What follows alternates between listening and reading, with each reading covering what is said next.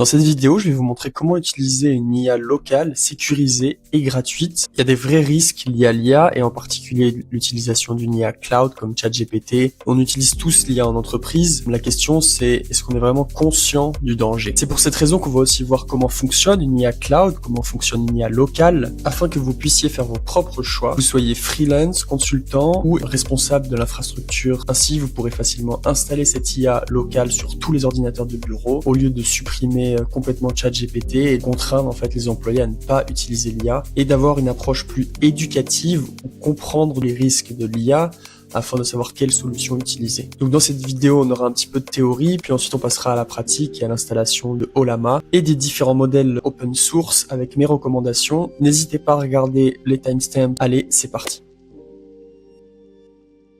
Et c'est toute la logique de bien comprendre ce fonctionnement pour bien comprendre la confidentialité des données derrière. Donc, je vous ai fait un petit schéma là pour bien résumer tout ça. En envoyant notre requête dans le chat, notre fournisseur de services internet va nous connecter au www, World Wide Web. La data va être envoyée de la France vers les États-Unis. Et c'est de là d'où vient le problème, car les serveurs d'OpenAI se situant aux US, ça donne le droit au gouvernement américain, par différentes régulations, notamment le Cloud Act, d'accéder à des informations si nécessaire. Donc pour résumer le fonctionnement du cloud, on a une requête qui part du chat, qui est envoyée par notre fournisseur internet vers les États-Unis, afin du coup de se connecter au serveur d'OpenAI qui va renvoyer une réponse et va faire le chemin inverse et votre réponse arrive dans le chat. Les risques pour une entreprise sont les suivants. Donc il y a la violation RGPD par le transfert des informations hors de l'Union européenne.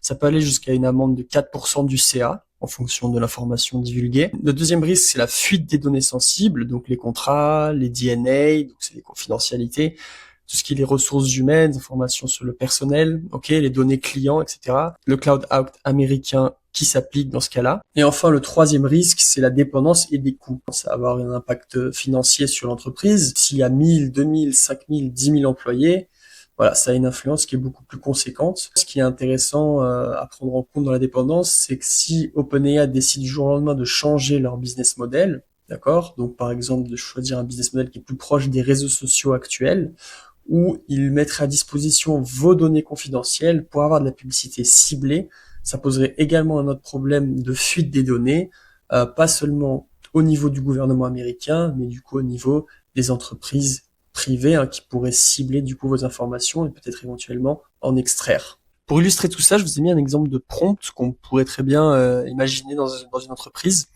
où une RH demanderait du coup à ChatGPT: bonjour, j'ai besoin d'aide pour rédiger un email. Voici le contexte. Nous devons licencier Thomas Dubois, employé depuis 8 ans, suite à sa dépression diagnostiquée en mars 2024 qui impacte ses performances. Son salaire actuel est de 4 200 € par mois. Nous avons aussi des doutes sur son addiction à l'alcool mentionné par son manager. Il a signé un accord de confidentialité concernant notre contrat avec Airbus, voilà la référence, un projet de 2,3 millions d'euros. Peux-tu m'aider à formuler un email de convocation à un entretien préalable au licenciement? Donc en envoyant ces informations à l'IA, la RH a envoyé des informations confidentielles, notamment le nom complet d'un employé, le diagnostic médical, les données sensibles personnelles, le salaire exact, la référence Airbus du contrat, le montant du deal, 2,3 millions d'euros, et le motif réel du licenciement. Si on imagine que Thomas Dubois connaît ses droits et possède un super avocat, on pourrait imaginer qu'il porte plainte, qu'il arrive à ses fins et que finalement l'entreprise perde son contrat client avec Airbus, donc 2,3 millions, poursuivi pour violation de la DNA et également la réputation de l'entreprise avec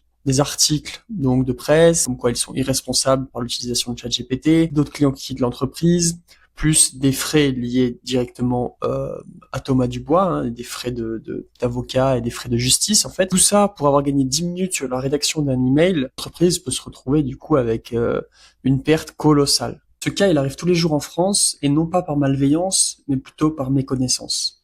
La solution, elle existe, c'est celle-là, Ollama. Donc je vous mettrai le lien dans la description, mais c'est ollama.com. Et c'est très simple à installer, il suffit de se rendre sur le site, vous pouvez cliquer sur Download. Donc il suffit de choisir quelle machine vous êtes, donc moi je suis sur Mac. Une fois que c'est installé, vous devriez arriver normalement sur une interface comme ça, très similaire à ChatGPT, facile d'utilisation. La différence, c'est qu'on a la sélection des modèles ici. On a des modèles cloud ici avec le petit logo cloud. Nous, ce qui nous intéresse dans notre cas de figure, c'est d'aller chercher des modèles du coup en local qu'on va télécharger directement dans l'app Ollama. Donc moi, je vous conseille le Gemma 3. Le Gemma 3 1B si on a un ordinateur qui est plutôt faible en termes de RAM, ou un ordinateur qui est plutôt ancien. On peut aller jusqu'au Gemma 3 4P. Donc voilà, on peut faire l'un et l'autre. Donc moi j'ai mis le 4B, mon ordinateur il peut tenir. Sinon le 1B ici, donc normalement si j'essaye la test, donc à la fin de ce téléchargement-là, normalement l'IA locale est stockée sur l'ordinateur. Donc à chaque fois que j'ouvre l'AMA, j'ai plus qu'à sélectionner mon modèle. Donc s'il y en a qu'un, c'est facile, ce sera toujours le même. Si vous voulez en tester plusieurs, vous pouvez. Donc là, on est en local. La rapidité d'exécution dépendra de votre machine. On n'est sûrement pas à des niveaux de ChatGPT ou de technologie d'IA cloud, mais on est sur du qualitatif quand même. Je vais vous montrer. La particularité, c'est que 1, c'est gratuit et 2, il n'y a pas besoin d'internet. Donc là, j'ai même coupé mon Wi-Fi. Je suis pas connecté à internet, donc on va tester le Gemma 3 4B. Donc je copie-colle le prompt qu'on a utilisé tout à l'heure, hein, donc pour se débarrasser de Thomas Dubois. Là, du coup, je suis en local, hein, ça part pas, ça reste sur ma machine. J'envoie ça.